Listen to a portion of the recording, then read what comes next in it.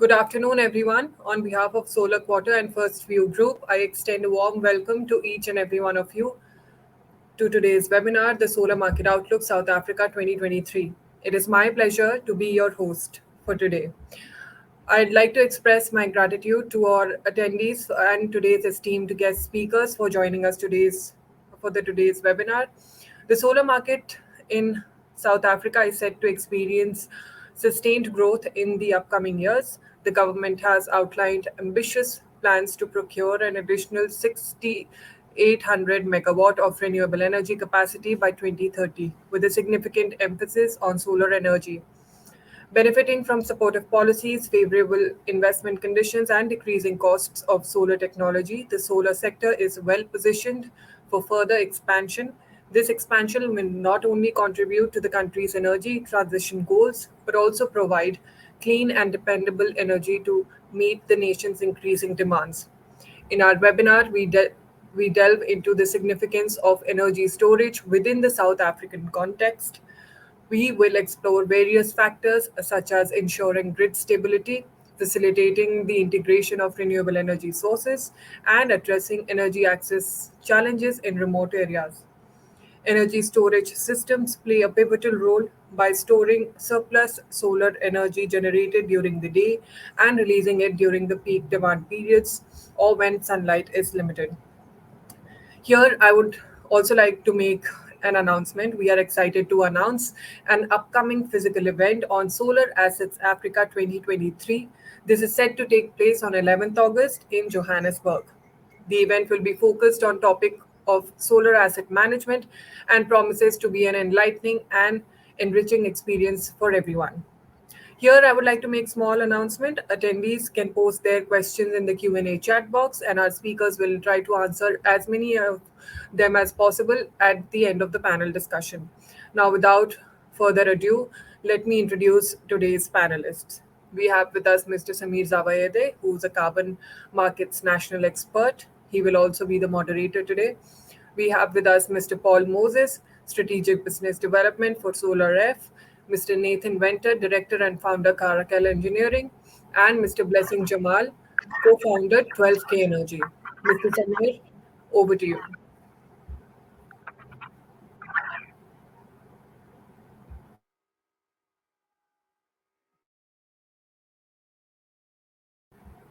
Mr. Samir, I think you're on mute. Sorry about that. Thank you very much, Menakshi, for this wonderful introduction, and big thanks to Solar Quarter for their efforts throughout the world for making the world a better and cleaner environment for the humans all over the world. It's with the great pleasure that we introduce the panel. We have Mr. Paul Moses, who is the Strategic Business Development at Solar Elf. Mr. Paul is involved in the strategic business development at Solar Elf and can provide insight to the existing embedded generation market and the current impact of load shedding and regulatory compliance and its as it relates to solar PV in South Africa. Welcome, Mr. Paul, and it's a great honor to have you with us. Can you hear me, Thank Paul? you, Samir. Yes. I can. Can you hear me? Yes. Wonderful. I'd like to also introduce Mr. Nathan. And Mr. Nathan has been involved in the solar PV on the mounting structure side since 2011.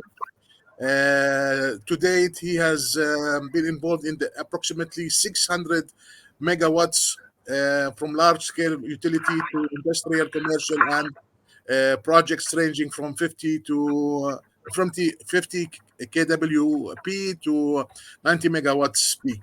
The projects in which he has been involved are all over the African continent, and it presented new and exciting challenges at times, and it's been difficult to overcome, but it had allowed unique opportunities, learning opportunities for him and his teams.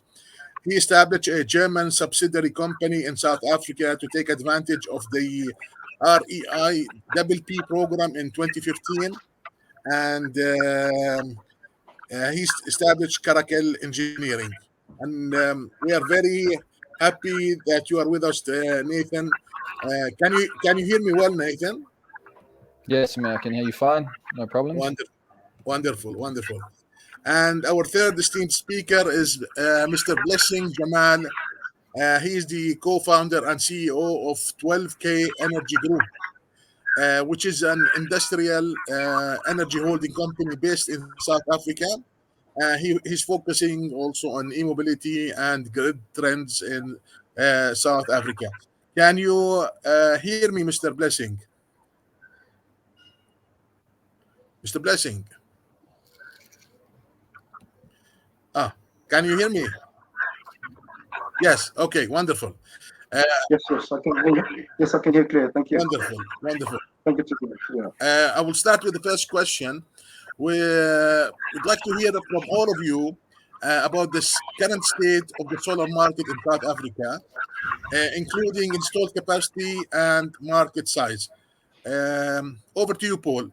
We'd like to start with you. Thank you very much. I would say at the moment, South Africa is amazingly buoyant across pretty much all sectors except for the REIPP sector. So our company operates predominantly in the CNI rooftop space, as well as smaller ground mount. And that market, together with battery energy storage, is amazingly buoyant at the moment.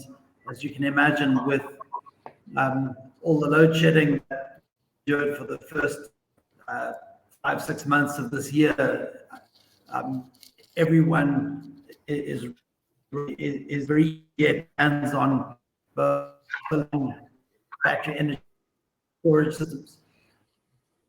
So just a little bit more about the actual market currently.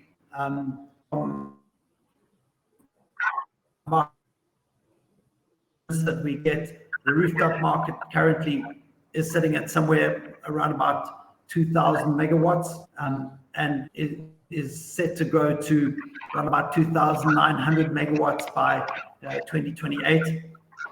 The actual total renewable capacity, including wind and solar and CSP, currently sitting at about 6.2 gigawatts, of which 2.2 or 2.3 gigawatts is solar. That's all REIPP, and of that, around about 495 megawatts of generation was added in 2022. So with the relaxing of the 100 megawatt cap and the applications to NERSA, as at now 2023, there were 4,700 megawatts of application for private sector generation. A lot of this in relation to mining applications. There is an enormous amount of work going on in the mines with a lot of the smaller mines to shift battery energy storage market. There are two definitive markets here. From the really large scale storage, there's obviously residential and commercial and industrial. At the moment, if I use information from it looks like they're shipping about 120 megawatts per month together, which would mean a storage market of about 1.5 gigawatts going into residential and commercial and industrial. I think that this is definitely set to grow in this year as the price of batteries and the performance comes down. The performance goes up and the price comes down. And then my final remark is the renewable share is currently sitting at 11% our energy mix, and that has led to get to 41% by 2030. I think from our perspective, certainly from my perspective, this market is set to continue with a growth in the region of 10 to 11% compounded for the next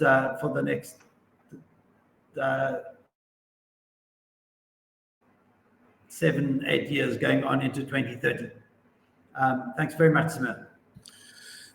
Thank you very much, Paul. Just to confirm the numbers that you told us, you said that you have 11% of your electricity is from renewable right now, correct? Or is it from the... Sorry, I didn't get that. You said 11% of the electricity is coming from renewable? That's correct, yeah. That's renewables. That would be wind and solar and concentrated solar, CSP. Okay, and then you want to grow to 41% by which year?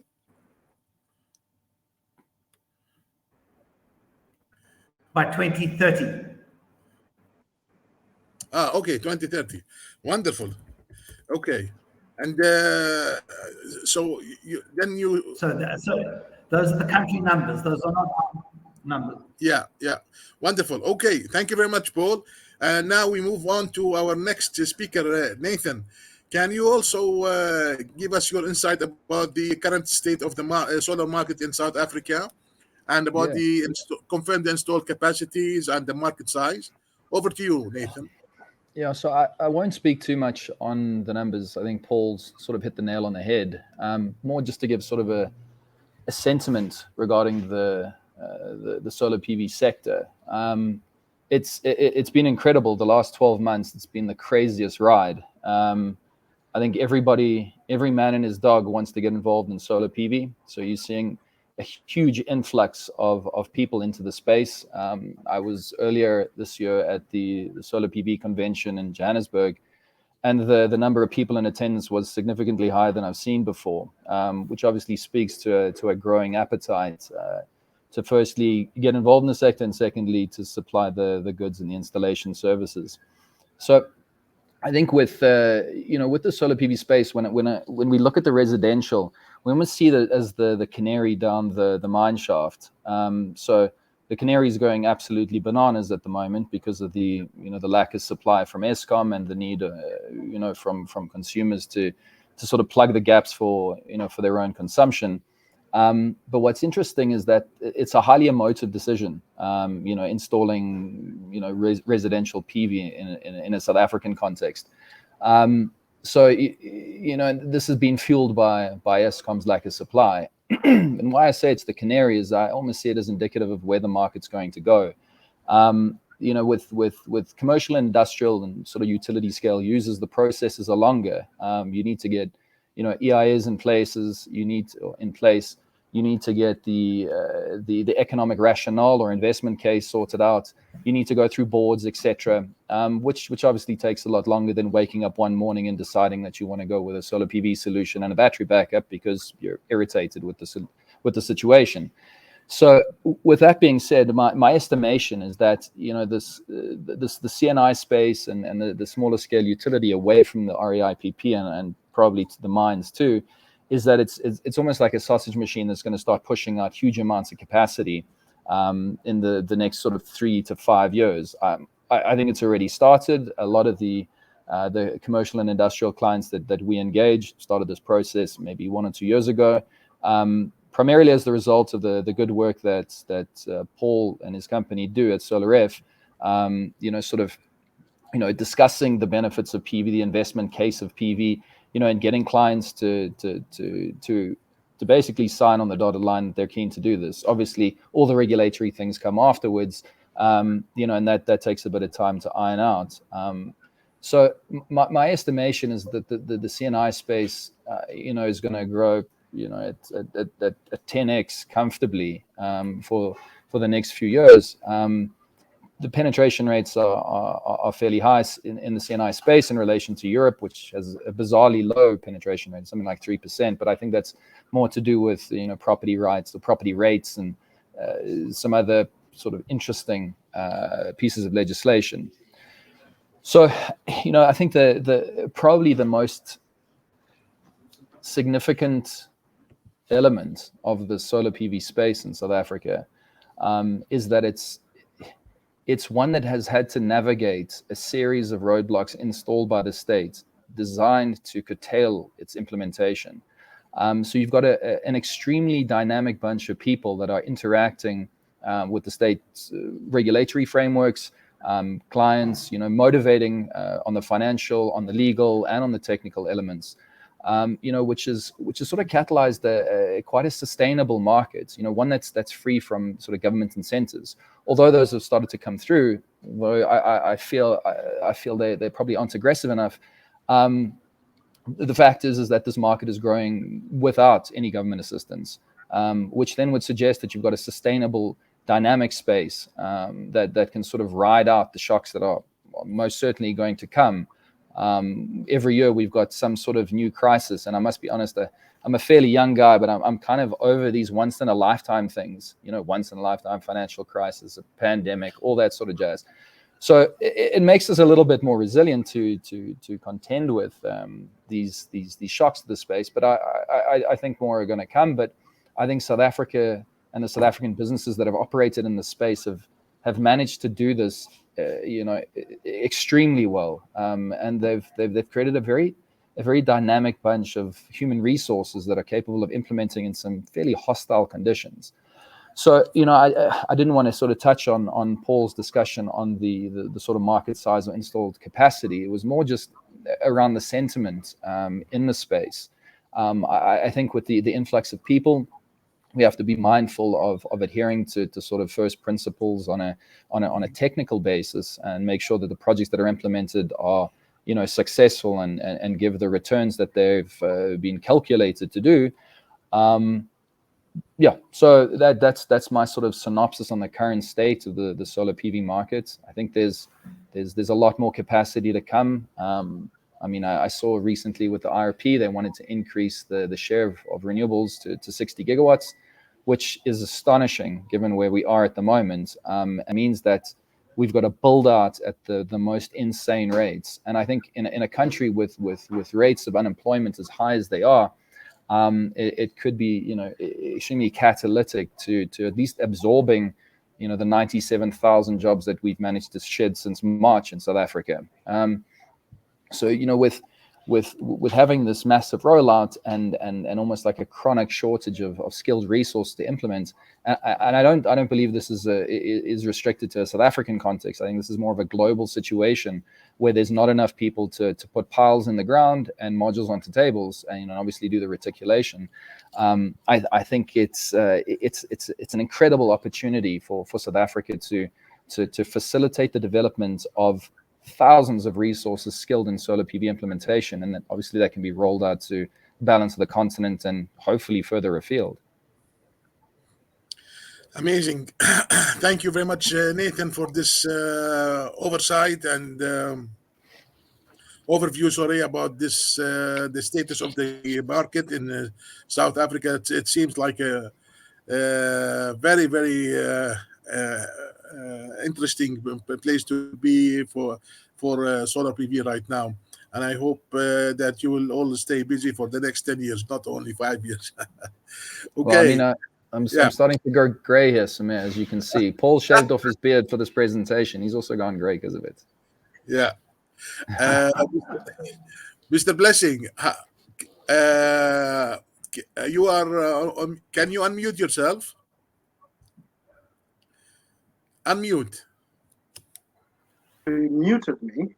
Now we can hear you. Okay, Mr. Blessing, can you also elaborate on the current state of the solar market in South Africa, including the installed capacity if you want, or any other information that you like to share with us? Over to you, Mr. Blessing. Yeah, thank you. Thank you for the opportunity. We I'm not going to really talk on the statistics. We are going to look on at a few other, comparative advantages because we've gone into Africa as 12K Energy. So I'm going to comparatively talk about what's happening in South Africa vis-a-vis what's happening in, for instance, Botswana, Zimbabwe, Zambia. I think the comparative advantage is always important. What we've seen in South Africa is basically an influx of, installers. The sort of installers that you find in South Africa now, some of them are not quite on the trained side because of the crisis mode of load shedding and Eskom are failing to keep the lights on. We have seen a lot of, what I can call young people and inexperienced installers and companies just rising, on a daily just to, get a piece of cake. Because make no mistake, solar PV has become very attractive to almost everybody. So we have had to do a lot of, firefighting. What I mean by firefighting is an installation done badly, okay? And this particular installation, we would then have to come in and sort out the spaghetti, so to speak.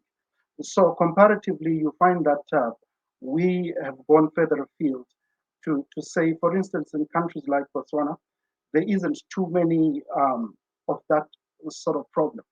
But from a policy point of view, I think we need to then allow the installers or companies that are coming on board to be vetted and also to be, have the necessary skills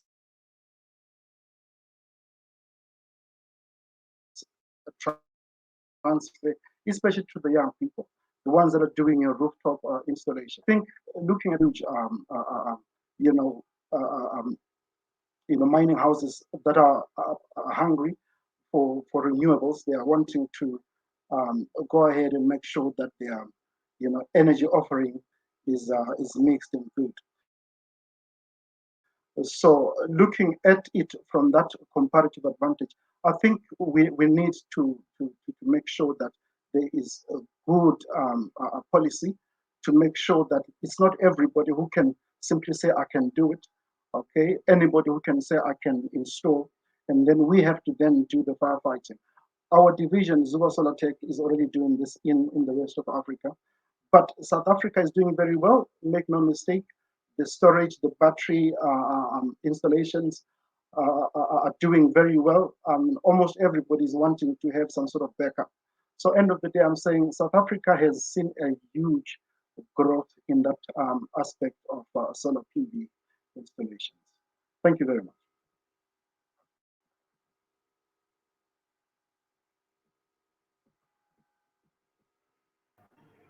Samir, you're on mute. Thank you very much, Mr. Blessing. Thank you, Nathan, for reminding me. And this is very interesting, and because we touch base on not only South Africa but the neighboring countries as well, and we focused on the importance of trained technicians and capacity building for qualified technicians and engineers. Thank you very much, Mr. Blessing. We go back to Mr. Paul, and we like to ask you a question about the financing and investment opportunities for solar projects in South Africa. Can you tell us about that, Paul? Over to you.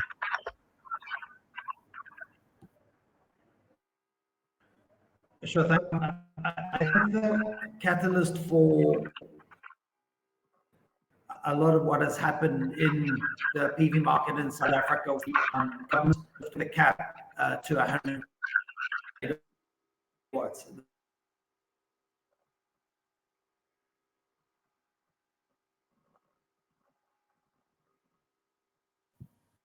It seems that we have a problem with the voice with Paul. Yeah, you removed your video to focus on the audio. Lost connection. That has been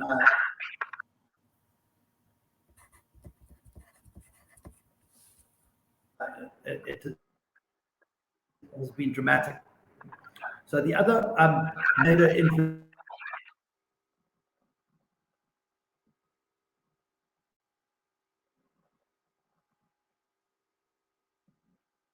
Paul, we can't hear you. We have an audio problem with the. Maybe if you can reboot or something. I'll move. Nathan, I will ask you the same question. Can you jump in so we can give some time to Paul to fix his audio problem? Nathan, in your perspective, can you tell us a little bit about the financing and investment opportunities for solar projects in South Africa? Over to you, Nathan. Yes, please. No problem, Samir. So, I mean, finance is not my forte, but just through various engagements, we've picked up we're picking up what the investors are putting down. So I was having a conversation last week with a fund in South Africa that's basically rolling out PV plants on a PPA basis. And what I found very interesting about it is that 4 or 5 years ago they would have to go hat in hand to sort of the institutional lenders when seeking out finance. And now it's a case of this company sitting in front of 14 institutional investors this week, and basically dictating the terms on the capital. So this transformation from being sort of fringe to now properly mainstream has been significant over. I'd say it's been sped up. It's almost like this exponential curve. So it's been sped up over the last sort of 18 months, and I think there's a few reasons for it.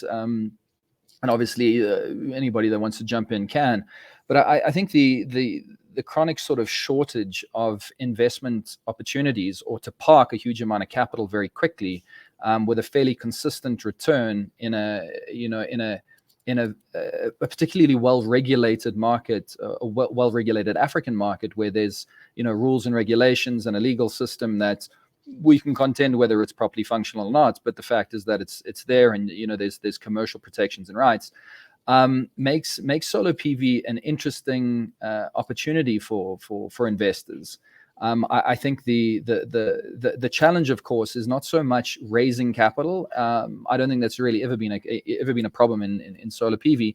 I think it's more of a case of finding functional projects with companies that can back decent balance sheets on a PPA basis, and if they're borrowing they're borrowing from the banks or other lenders, that they have the capacity to service that debt over the longer term. So, I think there's been more and more of those projects coming to the fore. It's now sort of a debate amongst the off-taker whether they buy it themselves or whether they enter into sort of a PPA discussion. I think there's a hell of a lot of capital chasing rather few projects. So if you do have a project, or you are a funder of these projects, you probably have you command almost the rates and the terms that you feel comfortable with now. So it has changed quite a bit. I think we've seen sort of all the major banks in South Africa, maybe with the exception of Capitec, so Nedbank, FNB, Standard Bank, and Absa, all sort of clamoring to get involved. You can put these PV plants on your roof as a residential application, and you can extend your bond, which of course is relatively cheap. It's backed by the asset that it sits on top of, so the banks have much less risk. There's obviously the funds, like Solar Africa, Solarize, Candy, etc., that have been operating in the South African market for some years already, that are possibly now finding I don't think they find it too difficult, because they're very competent companies, but probably finding it easier to raise the cash to invest in their projects. The project sizes obviously are growing too, so that becomes quite interesting. I think another thing that's interesting, and Paul, it's a pity he's not on this call, but an area where you can deploy even faster with great returns, and one that's possibly less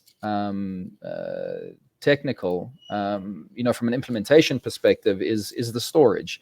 So, if you've got a PV plant with a battery backup, I'm not discrediting the complexity, of course, of installing battery backups, and planning them. I'm just saying, you can do all of it in a factory, drop it off, and start connecting and utilizing that technology. So, with those being coupled with PV, you've now got a far greater debt sort of profile that you can sort of push, you can push into these facilities. And again, if they've got the capacity to service that debt, then fantastic. So I think, in sort of summarizing it to some degree, I think, all the big institutional investors, all the commercial banks, and again, I think anybody sort of seeking out a return, and we've seen a lot of EPCs now sort of migrating into that financial offering space as well, where there used to be sort of strict EPCs. So it's sort of coming from everywhere. I think everybody's seeking out some return. And, if I look at South Africa and where the sort of real growth opportunities exist, one is obviously in renewable energy. The other one is probably in data centers. They're popping up like crazy, and they need a hell of a lot of money to get moving on. But everything else is sort of, it's tepid, or it's quite soft markets. So, the opportunity to allocate, with some decent returns is somewhat limited. So I think there's a heavy concentration of that cash in renewables and in particular solar PV at the moment. Okay. Thank you very much, Nathan. I'd like to just ask you a couple of more questions about the financing. Are there any low interest rate programs offered by the country, or what is the current interest rate, and are there any donor programs supporting this,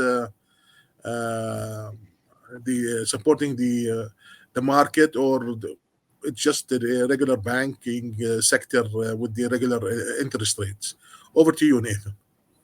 Yeah, so I think it's quite spread. The large commercial banks, I'm not too sure on what interest rates they're charging on those.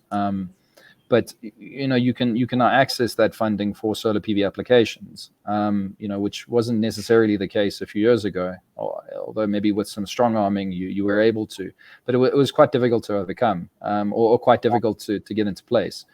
So I'm not sure on the interest rates, just that they're all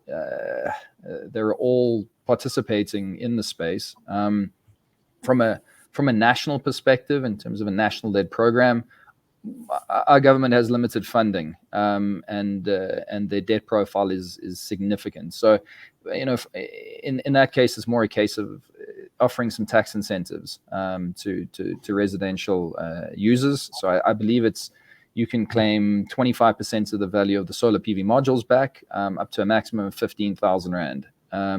So that as a mechanism to get greater levels of adoption, but it's not so much a low interest rate loan. I think with the institutional investors, the very large sort of maybe pension funds coming into the space and offering funding, sort of in blocks to some of the sort of PPA funders.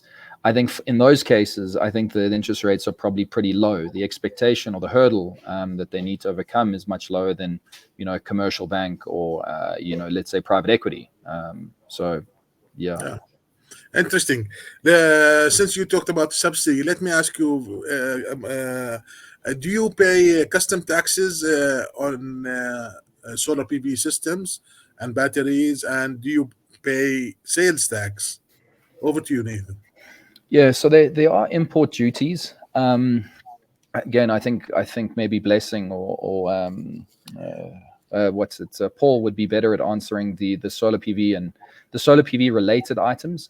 Given our specialization is in mounting structures, we make the vast majority of the stuff that we use locally, but we also have international suppliers in Turkey and in China. China obviously attracts fairly significant duties. They sort of oscillate, right, depending on the performance or the want of ArcelorMittal to hit certain returns. And they've got some interesting relationships with our government. So the import tariffs, sort of are pushed up so that the local manufacturers are thereabouts, right? In some cases, on larger scale projects, it makes sense for us to import the material and implement them. I think to catalyze probably greater adoption of PV, make it cheaper. It would probably be better to eliminate those import duties on solar PV modules. There are a couple of manufacturers in South Africa that are making modules. There obviously needs to be some protection offered to these manufacturers, mostly to facilitate the development of our own internal ability to produce modules. Yeah. It's never going to cover the amount that we need. If you look at JA, Genco, Longi, these guys, Canadian, they're producing in the gigawatts. South Africa is unlikely to get to that position, and I don't think it needs to. It needs the cheapest form of inputs right now to help the rest of the economy. So I think by offering some protection to those producers in conjunction with releasing the import duties and some of the solar PV modules and maybe the batteries too. I mean, South Africa does have two manufacturers of batteries that's sort of off the top of my head, in Future One and Solar MD, and the way Solar MD is run, it's exceptional. The company's grown dramatically, so they've been able to grow in that sort of environment. So I think the reduction of duties on the cells maybe to facilitate greater assembly in South Africa would be welcome, as well as the reduction or elimination of duties on modules for the import of solar PV modules. Thank you very much, Nathan. Mr. Blessing, are you with us? Mr. Blessing? Yes, I'm here. Yeah, excellent. Can we ask you a question about the policy and regulations development influencing the solar PV market in South Africa? Do you have what is your insight about the development of regulations, and so far, is it enough, or you would like to see new regulations developed? Over to you, Mr. Blessing.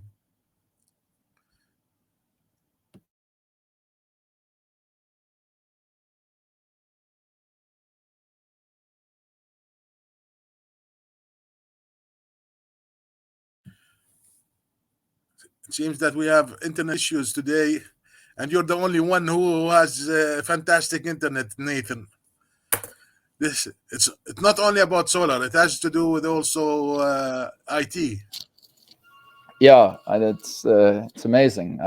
My wife accuses me of talking too much, as do some of my friends. So yeah, I don't know if this is a good or a bad thing for the listeners. Yeah, it's a good thing because you are a good speaker and you have good insight. But go ahead and tell us about can you tell us about the solar battery regulations and what happened during the past year or two that energized the market? What happened? So I think what's really energized, excuse the pun, but what's really energized the solar PV space, or the renewable energy space, is just it's been Eskom's inability to supply power. So South Africans have this innate ability to resolve crises. So I figure us to be a very dynamic bunch of people. Usually there's some sort of something we need to resolve. There's always a series of problems, and the things we expect to work out, and we need to resolve them. So you've got this very dynamic bunch of people who have sort of always been used to resolving things by themselves. So because they're used to this, the situation with Eskom, sort of, although it's deeply frustrating, presented an opportunity for a number of businesses to develop to service the requirements of the country. So I think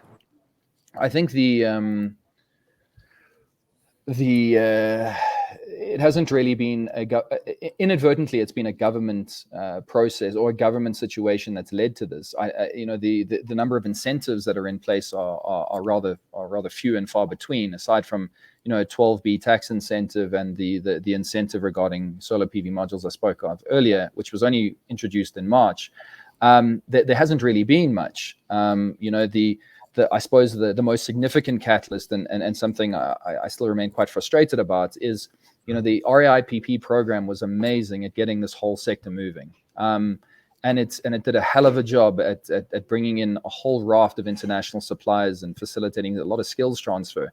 But because it's been so haphazard, it hasn't really fulfilled its full potential. I think a lot of countries have adopted it as a process, this auction process, as opposed to, a feed-in tariff, which has been amazing. So again, sort of illustrative of South Africa's dynamism. So yeah, I mean, the tax incentives haven't necessarily been there in terms of a regulatory environment that facilitates it. We've sort of ebbed and flowed, and there's to speak to something else quite quickly. There's this inherent conflict that exists between the Department of Minerals and Energy and the state and the balance of the government. So we've got different political interests that speak to completely divergent sources of energy generation. So what that's led to is this sort of stuttering around the integrated resource plan. Now that IRP is really designed as a roadmap for where the country's energy generation is going to go over the next 10, 15, 20 years. But its updates haven't been consistent. I think we're still waiting for public comments on the latest version of this IRP, which we haven't seen yet. And I mean that document, if well presented and concrete and reliable, would facilitate a tremendous amount of additional capacity, of renewables, of nuclear, if nuclear makes sense, of various other forms of energy generation. But it hasn't got much credibility. It's sort of eroded its currency that it once had. And that's meant to be our guiding light, right? The northern star of energy in South Africa, and it's not there. So what that means is people continue to make plans, around this with an understanding that the state or these state actors won't be able to supply the security that we need as business owners and as people, as residents in this country, to carry on, living the way we do, or improving our lot rather. So, yeah, long answer to a short question. I think it's mostly been as a result of South Africans responding to a stimulus as opposed to the state incentivizing a change of behavior. Thank you very much, Nathan. And we come back to you, Paul. Nathan survived the several rounds of questions, and now it's your turn. Yeah, I think I got most of that. Yeah. Really, for me, from the regulatory environment, I think the breakup of Eskom is going to lead to massive additional opportunities, and certainly that is because the transmission is really the glue that binds all of this together, and much like your computer networks, the transmission network is the power of Eskom holding the customers in distribution through from the source of power, the generation. And once that happens, you're going to deregulate your generation sources. So there won't only be Eskom as a generation source, and other people will be allowed to do that and then use the network infrastructure to essentially get their power to where it needs to be. Now, once that starts to happen, you're going to develop through the Central Trading Agency absolutely a dynamic market for energy trading. And I think what you're going to get then is the correct price influence over the cost components of all of electricity. So if someone wants to put up a nuclear power station, good luck to them, because they will need to sell that power to an end user over the network as well as anybody else does. And you'll then see the power of kind of least cost electricity, which is typically solar in most cases, becoming more and more prevalent. Also, what's happened in this change is that the municipalities, if they have clean audits, are allowed to set up their own power, so they can establish their own solar farms and sell power through their distribution network, through their license to their end users. And this will also then mean that there could be, through wheeling and other such mechanisms, decent pricing or decent tariff structures coming into the municipality. And for me, the one thing that is completely confusing at a regulatory level is that we have 247 odd municipalities and probably 247 different tariffs. So the fact that Eskom has a set of tariffs across Megaflex and Miniflex and Ruraflex and the Flex tariffs, and the municipalities all have their own, some time of use, some fixed rate. There needs to be some, in my view, some synchronization of these tariffs so that we get stuff in line. And I think that the energy trading will play a significant role in that. Wow. In my view. Wow. So I hope that's filled in a little bit of what I intended to say when I was cut off. Apologies for that. Yeah. You supported Nathan right now with answering the second question about regulations. But I would like to hear from you about your insight into the battery storage market. Since you opened up the infrastructure and different players and different distribution system operators. So how is the battery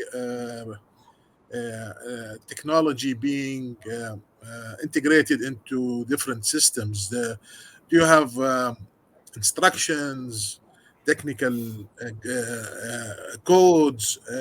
How's it's happening right now? Over to you, Paul.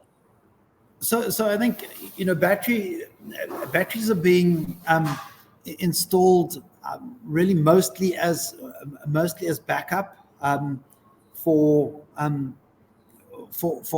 outages, and in any number of cases they're being used in addition to existing generators. So there are a number of businesses that we've been in touch with that are just paying extraordinarily amounts of money on diesel, and that was, understanding that we were going to have severe load shedding. I think the extent of the load shedding in the first 5 months of this year just bamboozled everybody, and financial results that were coming out, people were complaining left, right, and center about the impact of this on their income statement. So the fact is that battery storage primarily is being used in that application. So once you do that, and then load shedding dissipates somewhat, then there are other applications that batteries can be used for. One is the arbitrage of the peak tariff. So particularly in a number of our municipalities, the winter tariff is just outrageous, and it's very easy to use batteries to arbitrage the winter peak tariff. So typically in conjunction with solar, you would use solar to charge a battery, and you would use the battery then to get rid of the evening peak. You would then charge your battery with off-peak electricity and use that to discharge your morning peak. And in that way, round tripping that, you would get the benefit of using the battery and pay off-peak energy or solar rates for that energy. And then the other application for us is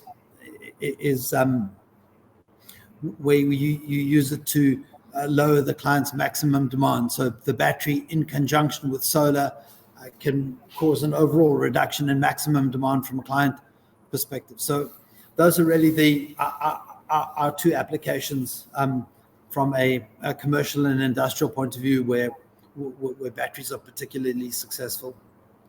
Okay, thank you, Paul. Nathan, you want to say something? Yeah, it's actually a question to Paul around this, just for my own curiosity. Paul, I mean, given the sort of load shifting, and obviously the implication that it'll have on the tariffs and the billing from these municipalities, do you think the Munichs have enough capacity to absorb a steep decline in the collection rates given how quickly everybody's moving to alternative sources. I'm not really sure from an industrial point of view, Nathan. I think that they, I think that they will have that. I think you're likely to have much more impact from behind the meter residential installations of batteries. So if the battery isn't being used for load shedding, that the residences will then use that battery to offset that. I think the number of residential installations is way in excess of what the industrial installations are at the moment, or at any rate, at least on par. If we use the example of what happened in the US, the behind the meter installations for residential far eclipsed industrial applications. So I think that, again, it's something that the municipalities and Eskom and stuff may have to look at from a tariff point of view, because there is such massive disparity in these tariffs. There, at some point, there has to be some kind of standardization, I would think. Okay. Let me ask you a couple more questions, Paul, regarding this battery storage, because it seems a little bit not regulated. So is there like a cap on the amount of battery that each region can install? And what about the technology and the degradation and this second question. Third question is about peer-to-peer or prosumer-to-prosumer selling. Are you seeing any kind of microgrids and selling between customers?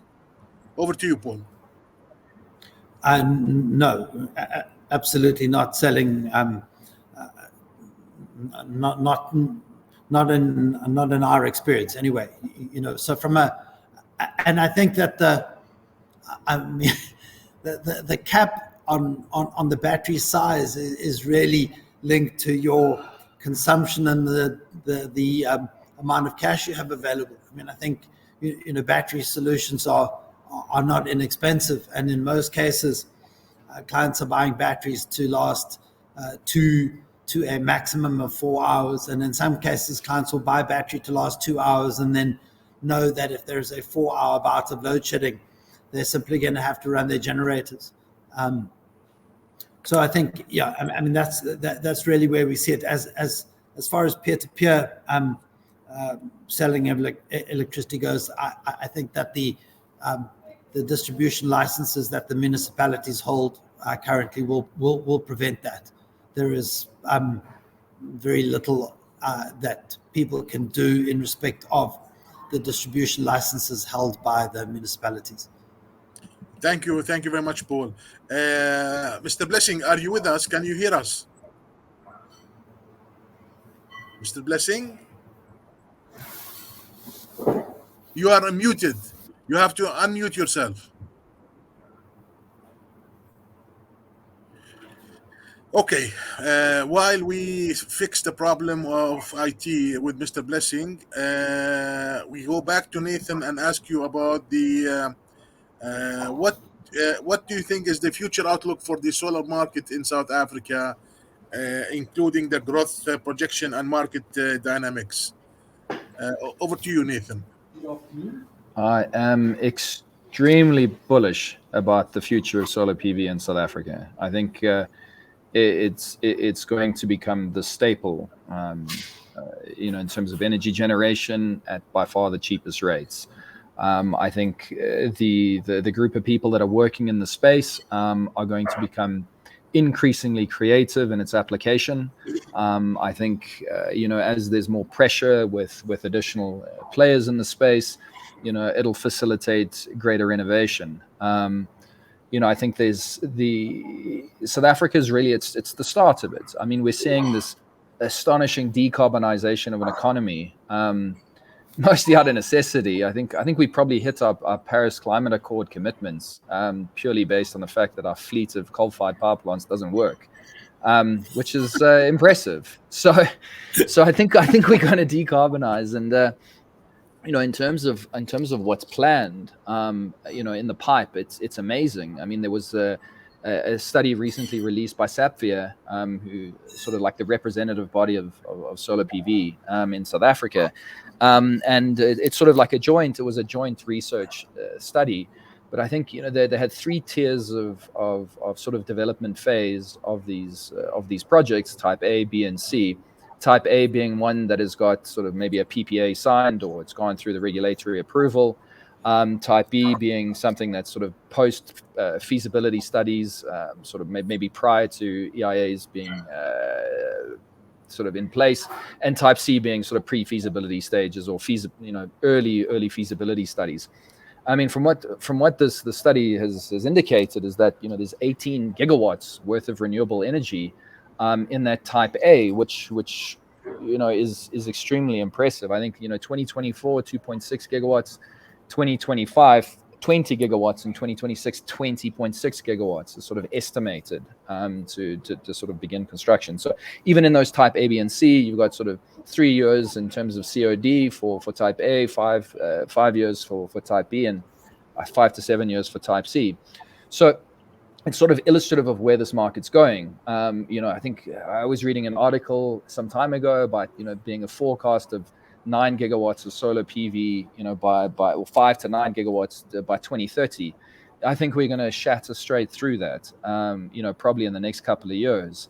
So I think what's forecasted and maybe from a governmental perspective, and what's in the pipe are 2 different things. Paul did touch on this a bit earlier, in terms of possibly limited evacuation capacity in a lot of these areas. The Northern Cape is sort of saturated with renewables, and I don't think there's enough evacuation capacity left in the grid in that province. So there's going to need to be, sort of like a joint effort here. The one is providing a large enough pipe to evacuate all that power, and on the other side, you've got all these plants that are going to be constructed. So, I mean, I think this is such a wild time to be involved in PV. I mean, I think this is almost a once-in-a-lifetime opportunity for multiple reasons. The one is, we're actively involved in the space, and we get to completely shift the energy mix of a country. The second one is maybe a bit more selfishly that we've got jobs at least until 2030. And the last one is, we're almost going to be the this guinea pig in a way of sort of an illustration of how you can move from a predominantly fossil fuel driven grid and country to a majority renewable energy, and managing the intermittency of that and sort of galvanizing around that. Nobody's done it, and certainly not on the scale of South Africa's grid. So I think it's just brilliant. I can't complain. I'm very lucky that those years ago I decided that PV was an interesting shout. Yes, definitely PV is interesting. Of course, we go over to Paul, and we'd like to hear your views about the future outlook of the solar market in South Africa, including projection and market dynamics. Over to you, Paul. So I agree with everything that Nathan has said, but perhaps a little more strongly on the evacuation. I think the limitation for now and a significant limitation in the future is going to be the transmission lines and the availability of transmission.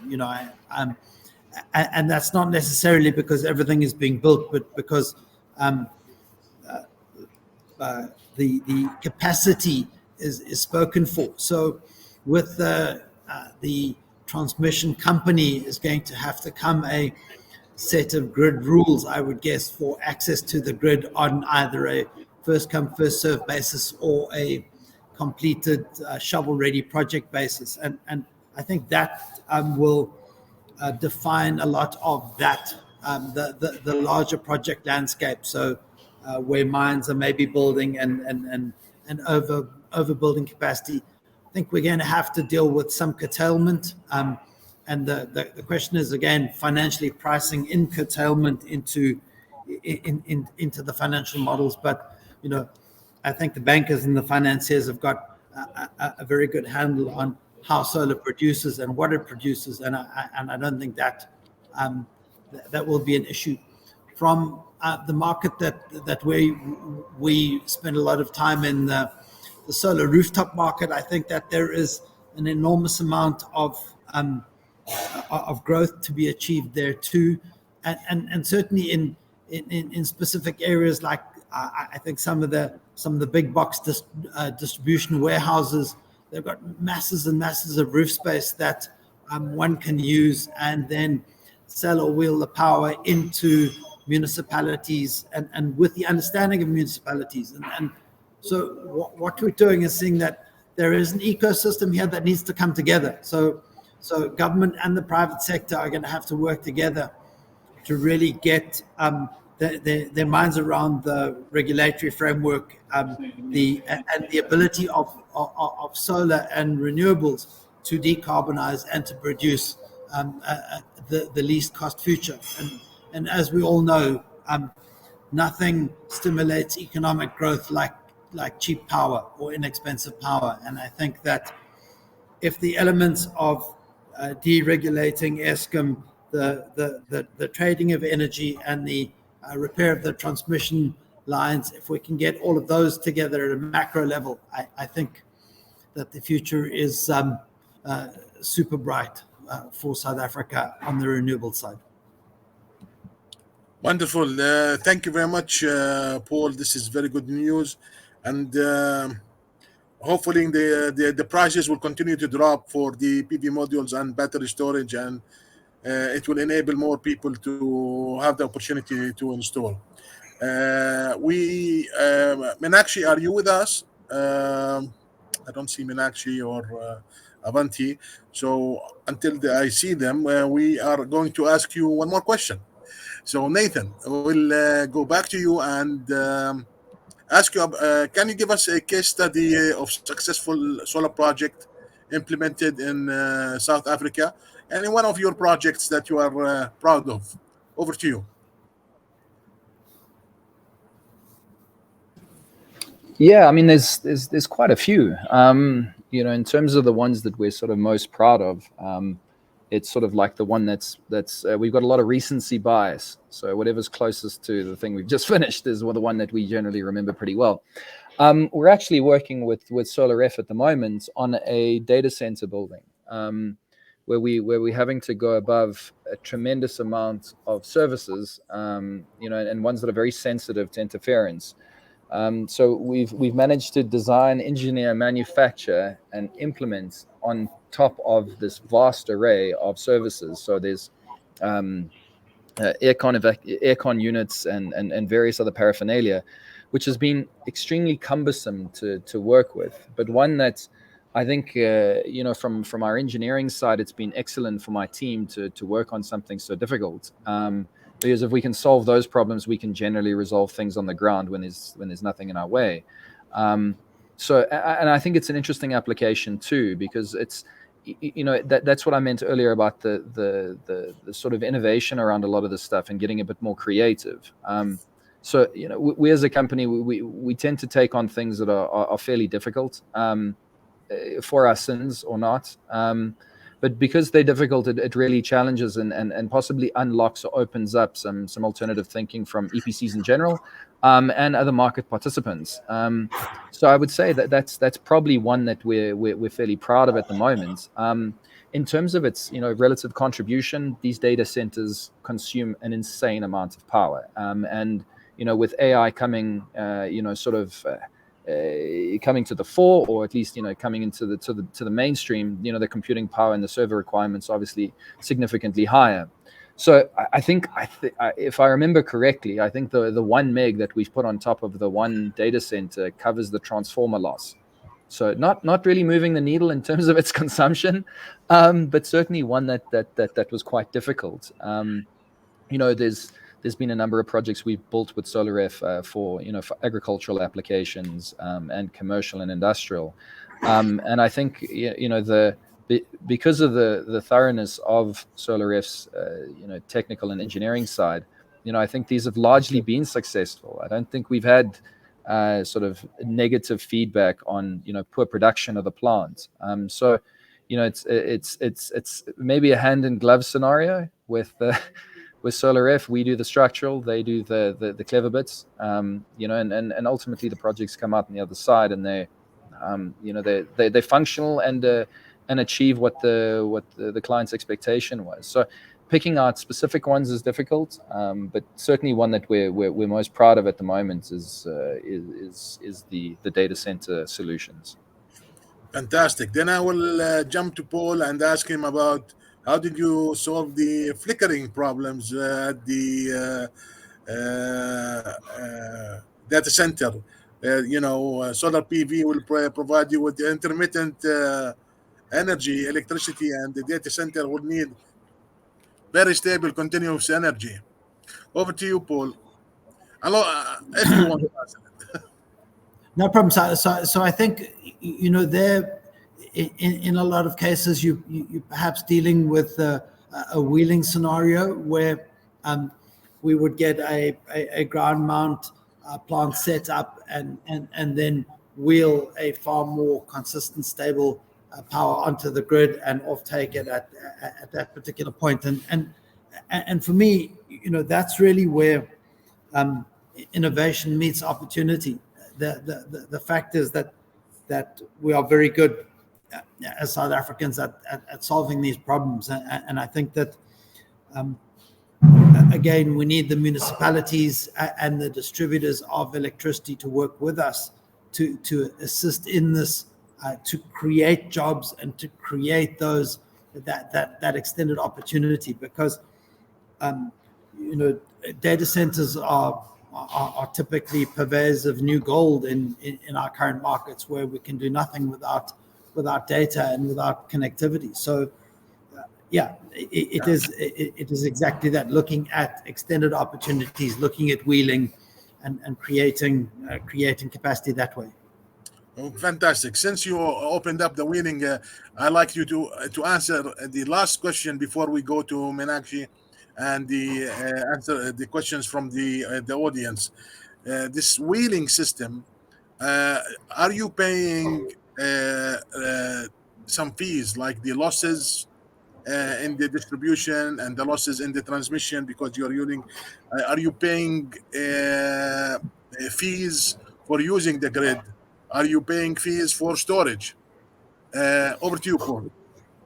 Yeah, so there are fees for using the grid, and it has a number of dependencies. The first dependency, so it also need to differentiate between wheeling on Eskom, so Eskom client to Eskom client, or wheeling between Eskom and perhaps a municipal client. So Eskom to Eskom, the wheeling charges depend on the distance from megawatt park, whatever that particularly means, but there is a specific charge if you're further away from megawatt park, and then also depending on the size of the size of the connection. So if it's 11 kV or 22 or 132 or whatever it is, the pricing differs. But the fact is that Eskom on their website has got a full set of pricing for that, and it is possible to wheel from Eskom into a municipal client, but then obviously the municipality there needs to take their margin and add their margin onto that cost. So again, from a South African point of view, it's very specific. It's specific to your site. It's specific to where you're wheeling and whether you're wheeling Eskom to municipality. Thank you very much, Paul. Meenakshi, are you ready?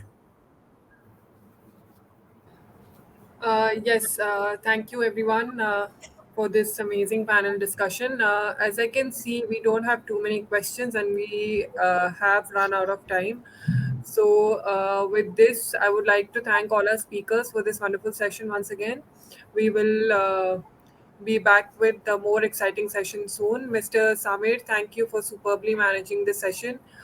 Big shout out to all our attendees also for extending their time and support for this event. Thank you so much. The floor is now open for networking. Thank you, everybody. Thank you. Thank you. Bye. Cheers, folks. Cheers. Cheers.